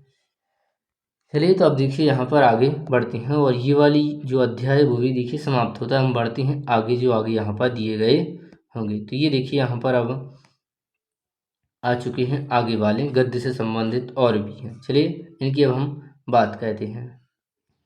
चलिए सबसे पहला प्रश्न है यहाँ पर कि भक्तिन सेवक धर्म में किससे स्पर्धा करने वाली है। तो करेक्ट आंसर हो जाएगा यहाँ पर देखिए हनुमान से। दूसरा प्रश्न है भक्तिन कहाँ की रहने वाली थी। तो करेक्ट आंसर हो जाएगा भक्तिन देखिए यहाँ पर झूसी की रहने वाली थी। तीसरा प्रश्न है भक्तिन के पति का देहांत किस आयु में हुआ था। देखिए जब भक्तिन 36 वर्ष की थी तब देखिए उनका यहाँ पर जो उनके पति हैं उनका देखिए देहांत हो गया था। करेक्ट आंसर हो जाएगा देखिए यहाँ पर 36 वर्ष। अगला प्रश्न है यहाँ पर देखिए चौथा, बाजार कब जाना चाहिए। तो देखिए बाजार हमें जब जाना चाहिए जब हमारे पास क्या हो, यहाँ पर देखिए जब हमारा मन खाली हो। क्या हो, जब हमारा मन खाली हो। 5वां प्रश्न है किसकी गर्मी बाजार से अधिक सामान खरीदने पर विवश कहती है। तो करेक्ट आंसर हो जाएगा देखिए पैसे की गर्मी। 6वां प्रश्न है चूरन बेचने का काम कौन कहता था। करेक्ट आंसर हो जाएगा भगत जी कहते थे। 7वां प्रश्न है काली मेघा पानी दे पाठ की विधा है। तो करेक्ट आंसर हो जाएगा संस्मरण। छठा प्रश्न है किशोरों की टोली पानी दे मैया कहकर किस सेना के आने की सूचना देती है? तो करेक्ट आंसर हो जाएगा ये देती है देखिए यहाँ पर इंद्र सेना का। नवा प्रश्न है आज के लोगों का लक्ष्य क्या है? तो इनका लक्ष्य देखिए स्वार्थ सिद्धि कहना। 10वां प्रश्न है श्याम नगाई के राज दरबार का दर्शनीय जीव कौन था? तो वो था देखिए यहाँ पर लुट्टन सिंह। कौन था देखिए? लुट्टन सिंह। अगला देखिए 11वां प्रश्न कि लुट्टन पहलवान ने हराया था तो किसे हराया था? तो करेक्ट आंसर हो जाएगा चांद सिंह को हराया था। 12वां प्रश्न है किसकी आवाज़ मृत गांव में संजीवनी शक्ति बहती थी? तो वो बहती थी देखिए पहलवान की ढोलक की आवाज़। 13वां प्रश्न है जेठ मास की तपन और भादो मास की उमस में कालजाई अवधूत के समान किस फूल का पेड़ खिलता है? तो ये खिलता देखिए सीरिस का फूल। बात करेंगे 14वें प्रश्न की। 14वां प्रश्न है कि संस्कृत साहित्य के कवि कालिदास ने सीरिस के फूल को क्या माना है? तो इन्होंने देखिए फूल को माना है यहाँ पर कोमल माना है। 15वां प्रश्न है सीरिस के फलों को देखकर द्विवेदी जी को किसकी याद आती है? तो इन्हें याद आती है देखिए यहाँ पर नेताओं की याद आती है। किसकी याद आती है? नेताओं की। 16वां प्रश्न है जाति प्रथा का दूसरा रूप है यानी जाति प्रथा किसका दूसरा रूप है? तो करेक्ट आंसर हो जाएगा श्रम विभाजन का क्या है? रूप है दूसरा। 17वां प्रश्न है जाति प्रथा किस पहलू से हानिकारक है? तो ये है देखिए आर्थिक पहलू से क्या है? हानिकारक है। अगला प्रश्न है यहाँ पर देखिए 18वां के अम्बेडकर के अनुसार भाईचारे का वास्तविक रूप क्या है? तो इनका वास्तविक रूप है देखिए दूध और पानी का मिश्रण। तो यहाँ पर देखिए अब हम बात करेंगे आगे रिक्त स्थानों की। तो ये रही देखिए आपके सामने रिक्त स्थान। पहला रिक्त स्थान है कि भक्तिन पाठ महादेवी वर्मा खालिस्तान में संकलित है। तो ये संकलित है देखिए स्मृति की रेखा। क्या होगा देखिए करेक्ट आंसर क्या होगा? स्मृति की रेखाएं। बात करेंगे अगले प्रश्न की। दूसरा है भक्तिन का वास्तविक नाम था। करेक्ट आंसर हो जाएगा लक्ष्मण था। क्या था देखिए यहाँ पर? लक्ष्मण था। अगला प्रश्न है तीसरा कि तितरबाज युवक कहता था कि भाई खालिस्तान पाकर भीतर गया है। तो वो देखिए निमंत्रण पाकर कहाँ गया है? भीतर। चलिए इसको हमने थोड़ा कलर बदल दिया है। तो करेक्ट आंसर क्या हो जाएगा देखिए यहाँ पर निमंत्रण क्या हो जाएगा देखिए करेक्ट आंसर हो जाएगा तो निमंत्रण पाकर। और देखिए चौथा बाजाए खालिस्तान कहता है कि आओ मुझे लूट। प्रश्न देखिए कि बाजाए खालिस्तान कहता है कि आओ लूटो और लूटो। तो आमंत्रित कहता है। क्या कहता है देखिए? आमंत्रित। 5वां प्रश्न है कि बाजार का असली है आवश्यकता के समय काम आता है। तो ये आता है देखिए कृतार्थता। देखिए ये यहाँ पर क्या होगा देखिए करेक्ट आंसर होगा। अगला प्रश्न है ये देखिए ता बना हुआ है। अगला है 6वां भगत जी बाकी चून खालिस्तान को मुफ्त बांट देते थे। तो ये बांट देते थे देखिए यहाँ पर बालकों में बांट देते थे। किस में बांट देते थे देखिए बच्चों आप लिख सकती हैं या बालकों दोनों ही क्या होंगे देखिए करेक्ट आंसर। तो बालकों। प्लस 7वां स्त्रियां और लड़कियां खालिस्तान की झांकने लगती हैं। तो छज्जों से झांकने लगती हैं। कहाँ से झांकने लगती हैं देखिए? छज्जों से या छज्जी से। अगला प्रश्न है 8वां खालिस्तान प्यास के लिए मायने लगते हैं। तो करेक्ट आंसर हो जाएगा ढोर और गवार। कौन देखिए? ढोर गवार प्यास से मायने लगते हैं। तो ढोर और ढंगर भी आप यहाँ पर लिख सकते हैं ढोर ढंगर। अगला प्रश्न है यहाँ पर देखिए 9वां प्रश्न है कि लुट्टन के माता पिता उसे खालिस्तान में ही अनाथ बनाकर चले गए थे। तो उन्हें देखिए वह 9 वर्ष की उम्र में, ध्यान देंगे कितने में? 9 वर्ष की उम्र में। तो 9 वर्ष लिख सकते हैं 9 वर्ष में। अगला प्रश्न 10वां दंगल में उतर कर सबसे पहले खालिस्तान को प्रणाम कहना। ये होगा देखिए ढोलों को। किसको प्रणाम कहना? ढोलों को यानी ढोलक होती है जो बजाने वाले उसको। 10वां के बाद 11वां है दंगल का स्थान खालिस्तान ने ले लिया है। तो ये देखिए घोड़े की रेस ने ले लिया है। किसने ले लिया है देखिए? घोड़े की रेस ने ले लिया है। अगला प्रश्न है 12वां सीरिस के वृक्ष बड़े और खालिस्तान होते हैं। तो ये देखिए बड़े और छायादार होते हैं। कैसे होते हैं देखिए? छायादार होते हैं। अगला प्रश्न 13वां सीरिस फूल केवल खालिस्तान का कोमल दबाव सहन कर सकता है। तो ये देखिए भौरों के पाँवों का दबाव। किसका? भौरों के पाँव होते हैं जो पाँव, उसका पाँव भी आपको यहाँ पर देखिए लिखना होगा। अगला प्रश्न है 14वां शकुंतला खालिस्तान के हृदय से निकली है। तो ये देखिए कालिदास के हृदय से निकली है। तो करेक्ट आंसर क्या होगा, देखिए यहाँ पर कालिदास होगा। अगला प्रश्न है यहाँ पर 15वां कि मेरा आदर्श समाज स्वतंत्रता समानता पर आधारित होता है। तो ये होता है देखिए यहाँ पर भाईचारे पर। यहाँ पे क्या लिखेगा, देखिए भाईचारा पर आधारित होता है। अगला प्रश्न 16वां लोकतंत्र केवल शासन की एक खालिस्तान नहीं है। तो ये एक पद्धति देखिए यहाँ पर नहीं है। अगला प्रश्न है 17वां समता यद्यपि जगत की वस्तु है। तो ये एक काल्पनिक है, क्या है, काल्पनिक, सिर्फ सोच तक ही क्या है समाज हमारा समान है, हम कह सकते हैं कल्पना तक है, यह वास्तव में समाज एक प्रकार की समता में नहीं है। चलिए बात करेंगे हम देखिए यहाँ पर सत्य वाले प्रश्नों की। तो ये रहे देखिए आपके सामने। पहला प्रश्न है यहाँ पर लिखा हुआ है कि मेरे भ्रमण की भी एकांत साथिन भक्तिन ही रही है। तो ये देखिए यहाँ पर किसने कहा है, महादेव वर्मा। तो ये देखिए यहाँ पर सत्य होगा। दूसरा है कि भक्तिन धर्मवीर भारती की रचना है। तो ये देखिए यहाँ पर गलत होगा, ये धर्मवीर भारती की नहीं, ये देखिए महादेवी वर्मा की है। तीसरा प्रश्न है भक्तिन का अन्य व्यक्तियों से अधिक बुद्धिहीन होना प्रामाणिकता हो जाता है। तो ये देखिए यहाँ पर सत्य होता है। चौथा प्रश्न है भक्तिन जी का चूरन हाथों हाथ बिक जाता था। तो ये देखिए हाँ बिल्कुल सत्य होगा। पांचवा प्रश्न है बाजार का जादू आँख की राह पर काम नहीं कहता है। तो नहीं होता, तो ये सत्य होगा, जिस कारण यह असत्य होगा।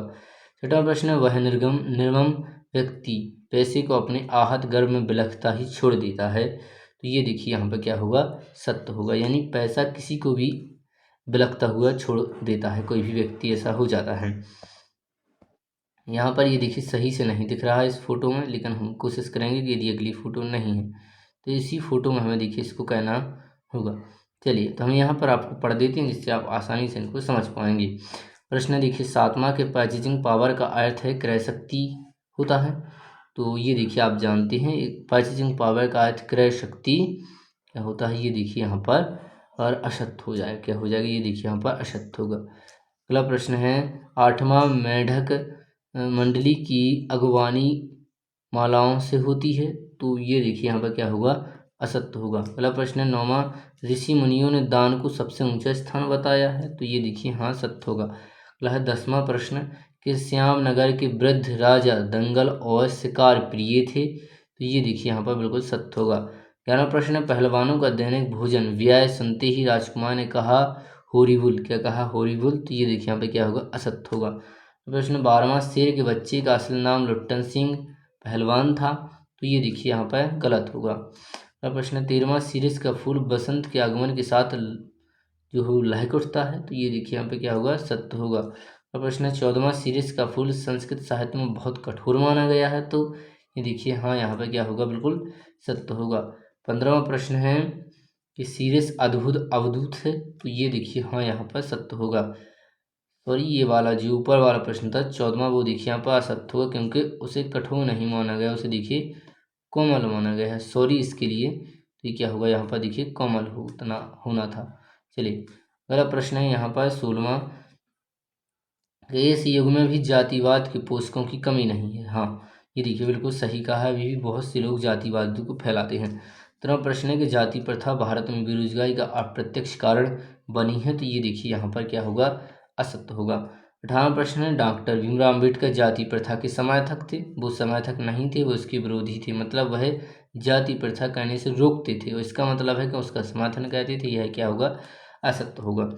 चलिए हम देखिए यहाँ पर जोड़ियों की बात करेंगे। तो ये रही देखिए आपके सामने जोड़ियाँ। पहली जोड़ी है कि परचेजिंग पावर के प्रयोग में क्या होगा, ये देखिए यहाँ पर पावर का रस होता है। अगला है चुम्बक का जादू। तो चुम्बक का जादू होता है देखिए लोहे पर।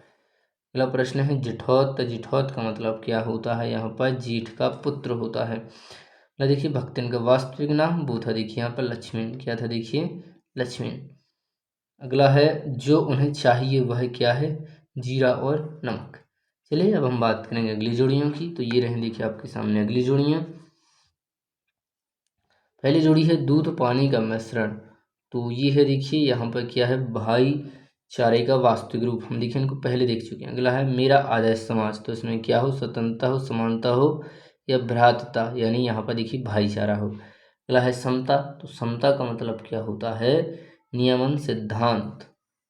अगला है इंद्र सेना, तो इंद्र सेना देखिए क्या कहती थी यहाँ पर, मेढक मंडली का कार्य करती थी। और गोबर और कोणियों से क्या है यहाँ पर देखिए, करेक्ट आंसर क्या हो जाएगा, गोवर्धन और गोबर की क्या जाता है, गोवर्धन और सतिया। चलिए अब हम बढ़ते हैं आगे। तो ये रहे देखिए आपके सामने अगली जोड़ियाँ। देखिए पहली जोड़ी है पहलवान की ढोलक की आवाज़, तो ये देखिए एक संजीवनी शक्ति की तरह काम करती थी। मतलब चट्टाक चट्टा, तो ये देखिए यहाँ पर क्या है कि उठाकर पटक देना, ये मतलब देखिए कहलाता है। और देखिए लिट्टन राज दरबार का खाली स्थान, ये था देखिए सजीव दर्शन, क्या था देखिए, ये था देखिए यहाँ पर सजीव दर्शन। अगला है भक्तिन की सहज बुद्धि, तो करेक्ट आंसर हो जाएगा देखिए विस्मत कहने वाली थी। और शेर के बच्चे का असली नाम क्या था देखिए, चांद सिंह था। चलिए आगे बढ़ेंगे, अब हम बात करेंगे यहाँ पर और भी जोड़ियाँ हैं। तो ये रहे देखिए अगली जोड़ियाँ, लिखे हुए अवधूत, तो अवधूत का देखिए करेक्ट जोड़ी यहाँ पर हो जाएगी सीरिस के फूल, क्या है देखिए सीरिस के फूल। और कागज पत्र, तो ये है देखिए छिंके से, क्या है देखिए छिंके में।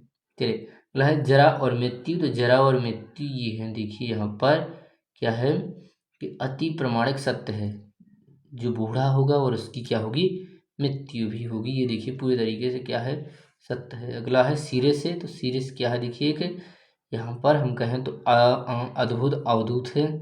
और कोमल और सुबह, तो इसका करेक्ट आंसर हो जाएगा देखिए यहाँ पर मृणाल का हार। तो यहाँ पर देखिए ये जोड़ियाँ होती हैं। चलिए अब हम बात करेंगे देखिए यहाँ पर किसकी, एक वाक्य वाले प्रश्नों की। तो ये रहे देखिए प्रश्न आपके सामने। पहला प्रश्न है कि भक्तिन ने अपनी जेठानी के पुत्रों की तुलना किससे की है, तो इन्होंने की है देखिए काक भूषड़ी से की है। दूसरा प्रश्न है आपके सामने कि भक्तिन लेखिका को भोजन किस बर्तन में देती थी, तो ये देखिए फूल की थाली में देती थी। किस में देती थी, फूल की थाली में। तो हम देखिए यहाँ पर लिख देते हैं फूल की थाली। अगला प्रश्न है तीसरा, भक्तिन के ससुराल के गांव का नाम क्या था, तो इसका गांव का नाम था देखिए हंडिया, क्या था, हंडिया। चलिए अगला है मनुष्य पर धन की ओर चेतना पर किसकी विजय होती है, तो ये होती है देखिए जड़ की। किसकी होती है देखिए यहाँ पर जड़ की होती है। पांचवा, लेखक के पड़ोस में कौन महानुभाव रहते थे, तो ये देखिए उनके पड़ोस में भगत जी रहते थे, जो चून बेचने का काम करते थे। प्रश्न है प्राचीन पावर दिखाने वाले लोग क्या बढ़ाते हैं, तो देखिए बाजार का बाजारूपन बढ़ाते हैं। क्या बढ़ाते हैं, ये देखिए, चलिए ये देखिए यहाँ पर बाजारूपन क्या कहते हैं, बढ़ाते हैं।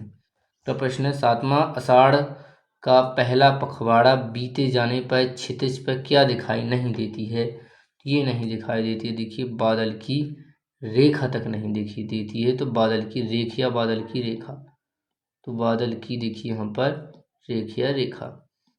अगला प्रश्न है आठवां, ऋषि मुनियों ने किसको सबसे ऊंचा स्थान दिया है, तो सबसे ऊंचा स्थान दिया है देखिए दान को। किसको दिया है देखिए, दान को दिया। आठवां है लुट्टन पहलवान को पाल पोस कर बड़ा किसने किया था, तो ये किया था देखिए यहाँ पर विधवा सास ने किया था। किसने किया था देखिए, विधवा सास ने किया था। यहाँ पर देखिए आप समझ, सास तो आप बन जाएगा आप लिखते हुए। चलिए अगला है यहाँ पर देखिए 10वां प्रश्न कि चांद सिंह के गुरु का नाम क्या था, तो देखेंगे चांद सिंह के जो गुरु थे वो थे देखिए पहलवान। प्रश्न है कि चांद सिंह के गुरु का नाम क्या था, तो देखिए यहाँ पर बादल सिंह, क्या था देखिए बादल सिंह, ये यहाँ पर याद रखेंगे। चलिए अगला प्रश्न है यहाँ पर देखिए 11वें के बादल सिंह अपने शिष्य चांद सिंह को क्या कहकर उत्साहित करते थे, तो यहाँ पर लिख भी चुका है देखिए। तो बादल सिंह क्या कहते थे, वही दफना दे, क्या था, क्या कहते थे देखिए वहीं दफना दे कहते थे। क्या कहते थे, वहीं दफना दे देखिए कहते थे। अगला प्रश्न है 12वां, इसको चलिए लल्ठन सिंह के कितने पुत्र थे, तो ध्यान देंगे यहाँ पर देखिए उनके कितने पुत्र थे, तो उनके देखिए यहाँ पर 2 पुत्र थे। अगला है 13वां, किसकी आवाज़ मृतक गांव में, किसकी आवाज़ मृतक गांव में संजीवनी शक्ति बहती थी, तो देखिए पहलवान की ढोलक। क्या कहती देखिए, पहलवान की ढोलक। तो जो ढोलक थी तो वो देखिए यहाँ पर इस प्रकार कहती थी ढोलक की आवाज़। चलिए यहाँ पर लिख देते हैं हम, देखिए ढोलक। चलिए अगला प्रश्न है 14वां, अमलतास कितने दिन के लिए फूलता है? तो ये देखिए 15 से 20 दिन के लिए ये देखिए फूलता है। 15 प्रश्न है, लोहे का पेड़ किसके लिए बनवा सकते हैं? तो ये देखिए लोहे का लोहे का पेड़ लिखा है, और लोहे का पेड़ किसके लिए बनवा सकते हैं? तो ये देखिए तुंदिल नरपतियों के लिए। तो ये रहा देखिए आपके सामने तुंदिल नरपतियों। अगला प्रश्न है 16वां, के वनस्पति शास्त्री के अनुसार सीरिस का पेड़ रस कहाँ से खींचता है? तो ये देखिए खींचता है वायुमंडल से। कहाँ से खींचता है? करेक्ट आंसर होगा देखिए यहाँ पर वायुमंडल। अगला प्रश्न है यहाँ पर 17वां प्रश्न है कि श्रम विभाजन किस समाज की आवश्यकता है? तो करेक्ट आंसर हो जाएगा ये है देखिए आधुनिक सभ्य समाज की। क्या है? आधुनिक समाज आप लिख सकते हैं। करेक्ट आंसर क्या हो जाएगा? देखिए आधुनिक समाज। अगला प्रश्न है यहाँ पर कि डॉक्टर भीमराव अम्बेडकर का आदर्श समाज किन बातों पर आधारित होगा? वो देखिए स्वतंत्रता, समता और बृहत्ता पर आधारित होगा। ये देखिए तीनों शब्द हैं, इन तीनों शब्दों को हम देखिए पहले भी आपको बता चुके हैं। चलिए इसका आंसर आपको कमेंट में मिल जाएगा, जिसमें कोई ना कोई विद्यार्थी इस आंसर को अवश्य देगा, या हम ही देखेंगे। यदि 2-3 दिन में कोई भी आंसर नहीं देता है तो हम कमेंट में उसको लगा देंगे। 19वां प्रश्न है, फ्रांसीसी क्रांति के बारे में कौन सा शब्द विवाद का विषय रहा है? तो वो रहा है देखिए समता। कौन सा रहा है? देखिए समता। ये आप इसके आंसरों को हम नीचे दिखाएंगे, तो ये रहा देखिए। चलिए स्वतंत्रता, समता एवं बृहत्ता। चलिए तो अब हम बात करेंगे आगे। ये रहे देखिए अगले वाले विषय के यहाँ पर वस्तुनिष्ठ प्रश्न। तो चलिए इनकी बात करेंगे। चलिए तो ये अब बात करेंगे हम आगे। तो ये रहा देखिए सबसे पहला प्रश्न कि महादेवी वर्मा को विशाल मंदिर की सरस्वती कहा है? तो ये देखिए यहाँ पर किसने कहा है? तो करेक्ट आंसर हो जाएगा देखिए यहाँ पर ये कहा है सूर्यकांत त्रिपाठी निराला जी ने। दूसरा प्रश्न है महादेवी वर्मा के काव्य का आधार रहा है? तो करेक्ट आंसर हो जाएगा दुखवा वेदना। तीसरा प्रश्न है भारत सरकार द्वारा जिनेंद्र कुमार को सम्मानित किया गया था? तो ये दिया गया था ना देखिए पद्म भूषण। अगला प्रश्न है चौथा कि ज्ञानेंद्र कुमार का प्रथम उपन्यास है? तो करेक्ट आंसर हो जाएगा परख। पांचवा प्रश्न धर्मवीर भारती का सदाबहार उपन्यास है? तो वो देखिए गुनाहों का देवता। अगला प्रश्न है छठवां कि सूरज का 7वां घोड़ा उपन्यास के लेखक हैं? तो वो हैं देखिए यहाँ पर धर्मवीर भारती। सातवां प्रश्न है रेणु जी का सबसे पहला उपन्यास था? तो करेक्ट आंसर देखिए मेलांचल। आठवां है फणीश्वरनाथ रेणु को भारत सरकार द्वारा वो इस पुरस्कार दिया गया था? करेक्ट आंसर हो जाएगा पद्मश्री। मतलब 9वां प्रश्न है देखिए यहाँ पर कि हजारी प्रसाद द्विवेदी का प्रसिद्ध उपन्यास है? तो वो है देखिए यहाँ पर बाणभट्ट की आत्मकथा। अगला देखिए 10वां प्रश्न के शांति निकेतन में रहते हुए हजारी प्रसाद का समर्थन हुआ? तो ये समर्थन हुआ था उनका देखिए यहाँ पर रविंद्रनाथ ठाकुर से। देखिए संपर्क लिखा हुआ है, संपर्क हुआ था। चलिए अब हम बात करेंगे आगे।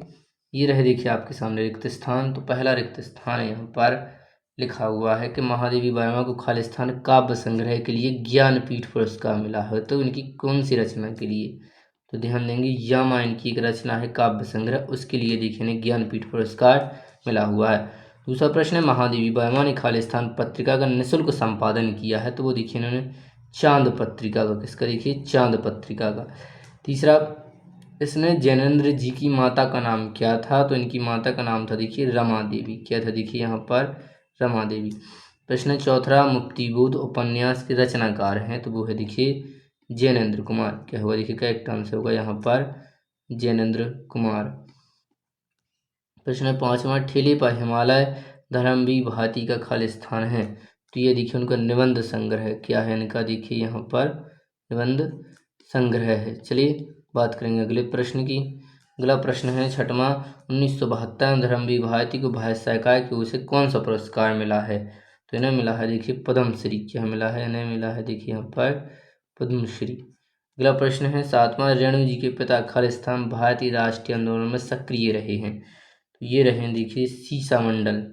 कैसे? देखिए शीला मंडल से। कैसे? देखिए शीलानाथ मंडल। तो ये देखिए यहाँ पे क्या होगा? करेक्ट आंसर होगा। अगला है 8वां पहलवान की ढोलक कहानी के लेखक फणीश्वरनाथ रेणु। क्या है? देखिए फणीश्वरनाथ रेणु। तो ये होगा देखिए यहाँ पे करेक्ट आंसर फणीश्वरनाथ ऋण। चलिए अगले प्रश्न की हम बात करेंगे। अगला है देखिए कि हजारी प्रसाद द्विवेदी के बचपन का नाम क्या था। तो करेक्ट आंसर हो जाएगा, इनका बचपन का नाम था देखिए यहाँ पर, थोड़ा हम इसको ऊपर लेते हैं, इनके बचपन का नाम था देखिए यहाँ पर वेदनाथ द्विवेदी। क्या था देखिए, इनके बचपन का नाम था वेदनाथ द्विवेदी था देखिए। चलिए ये बा बना हुआ है यहाँ पर द्विवेदी। अगला 10वां हजारी प्रसाद द्विवेदी का विवाह किससे हुआ था। तो इनका विवाह हुआ था देखिए भगवती देवी से। किससे हुआ था देखिए, भगवती देवी से हुआ था। चलिए अब हम बात करेंगे यहाँ पर सत्य सत्य वाले प्रश्नों की। ये रहे देखिए आपके सामने। पहला प्रश्न है यहाँ पर लिखा हुआ है, चलिए सबसे थोड़ा हम इसको, चलिए पहला प्रश्न है सत्य सत्य में कि महादेवी वर्मा की बाबा बांकी बिहारी आपके जन्म के समय बहुत दुखी हुए थे। तो ये देखिए यहाँ पर क्या होगा, असत्य होगा। दूसरा प्रश्न है गांधी जी के संपादक ने महादेवी वर्मा को देशद्रोही बना दिया था। देशद्रोही नहीं, देश प्रेमी। तो ये क्या होगा देखिए यहाँ पर असत्य होगा। दूसरा प्रश्न है तीसरा कि जैनेंद्र की पहली कहानी खेल हिंदुस्तान पत्रिका में प्रकाशित हुई थी। ये भी देखिए यहाँ पे क्या होगा, असत्य होगा। चौथा प्रश्न है त्यागपत्र जैनेंद्र का प्रसिद्ध निबंध संग्रह है। तो ये भी देखिए यहाँ पे क्या होगा, असत्य होगा। पांचवा धर्मवीर भारती का जन्म एक सिख परिवार में हुआ था। तो ये देखिए यहाँ पे क्या होगा, असत्य होगा। छठवां है धर्मवीर भारती के परिवार का आर्य सामाजिक वातावरण था। ये देखिए यहाँ पर सत्य होगा।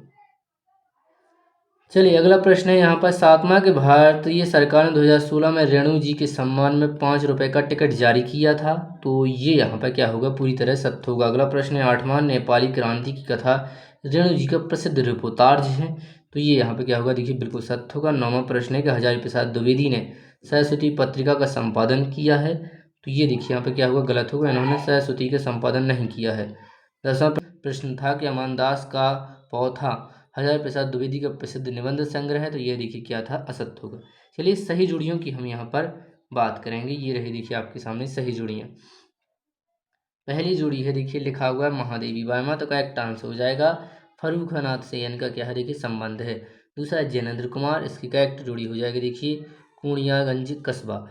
तीसरा है चारू चंद्रलेख। तो करेक्ट आंसर हो जाएगा यहाँ पर देखिए, करेक्ट आंसर हो जाएगा हजारी प्रसाद द्विवेदी। अगला है फणसनाथ रेणु, करेक्ट आंसर हो जाएगा ओरही हिंगना गांव। पांचवा है भक्त इनका जन्म। तो इनका जन्म हुआ था देखिए यहाँ पर ऐतिहासिक झुंसी में। चलिए अब हम आगे बढ़ेंगे। आगे सामने आपके सामने और भी जोड़ियाँ हैं। तो ये रहे देखिए और जोड़ियाँ। तो आप चाहें तो वीडियो को देखिए रोक कर इनको मिला सकते हैं। चलिए पहली जोड़ी है त्यागपत्र। तो इसकी जो करेक्ट आंसर हो जाएगा वो हो जाएगा देखिए यहाँ पर जैनेंद्र कुमार। अगला देखिए अतीत के चलचित्र। तो देखिए करेक्ट आंसर हो जाएगा अतीत के चलचित्र देखिए महादेवी वर्मा की रचना हजारी प्रसाद द्विवेदी। तो इनका हो जाएगा देखिए यहाँ पर दुबे का छाया गाँव। और चौथा देखिए धर्मवीर भारती, इनका जो जन्म हुआ था वो देखिए इनका संबंध है इलाहाबाद से। और पाँच चिंग पावर, इसका मतलब होता है विनाशक शक्ति। क्या हो जाएगा देखिए, विनाशक शक्ति। तो ये होगा देखिए इसका करेक्ट आंसर। चलिए और भी जोड़ियां हैं तो और जोड़ियों को हम मिलाएंगे। देखिए आपके सामने कि धरित्री नीधुर्म। तो इसका देखिए यहाँ पे करेक्ट आंसर हो जाएगा अग्निकुंड। और है वन तुलसी की गंध। तो इसका देखिए करेक्ट आंसर हो जाएगा यहाँ पर फणीश्वरनाथ रेणु। और है अंधायुग, ये रचना है देखिए यहाँ पर धर्मवीर भारती की। देखिए यहाँ पर क्या है, रचना है। चलिए एक वाक्य वाले प्रश्नों की हम यहाँ पर बात करेंगे। थोड़ा देखिए यहाँ पर जो ये जो फोटो खींची गई है वो थोड़ी सी धुंधली आ चुकी है। तो हम देखिए इनको यहाँ पर आपको पढ़कर बताते हैं, आप इनको समझने का प्रयास कीजिए। तो यहाँ पर देखिए ये रहे और आपके सामने लिखा हुआ है पहले प्रश्न में कि महादेवी वर्मा ने किन दो कवियों को अपने को आजीवन जो है वो है राखी यहाँ पर बांधी है। तो करेक्ट आंसर हो जाएगा देखिए, एक तो है देखिए सुभद्रानंदन पंत, एक कौन है देखिए, एक है देखिए यहाँ पर सुमित्रा त्रावी लिखा होता है कई बार, सुमित्रानंदन पंत है एक देखिए। और एक और आपको याद रखना है, दूसरे हैं देखिए यहाँ पर सुकांत त्रिपाठी निराला। तो देखिए निराला जी। चलिए अगला प्रश्न है 1952 में महादेवी वर्मा किस प्रदेश की विधान परिषद की मनोनीत सदस्यता बनी है। तो ये देखिए उत्तर प्रदेश से। कहाँ से बनी है, ये देखिए उत्तर प्रदेश। क्या हो जाएगा देखिए करेक्ट आंसर। अगला प्रश्न है तीसरा, जैनेंद्र के बचपन का नाम क्या था। तो देखिए जैनेंद्र कुमार के बचपन का नाम था आनंदी लाल। क्या था देखिए, आनंदी यहाँ पर लाल था। चलिए अगला प्रश्न है चौथा, जैनेंद्र की कहानी खेल सर्वप्रथम किस पत्रिका में प्रकाशित हुई है? तो ये देखिए यहाँ पर हुई है विशाल भारत में। किसमें हुई है? देखिए विशाल भारत में। अगला प्रश्न है, सातवां सूरज का सातवां घोड़ा किसकी रचना है? तो ध्यान देंगे, ये देखिए यहाँ पर धर्मवीर भारती की रचना है। किसकी? देखिए धर्मवीर भारती की क्या है? यहाँ पर देखिए रचना है। अगला है, धर्मवीर भारती के पिता का क्या नाम था? तो उनके पिता का नाम था देखिए यहाँ पर चिरंजीव लाल वर्मा था। देखिए करेक्ट आंसर हो जाएगा यहाँ पर चिरंजीव लाल वर्मा।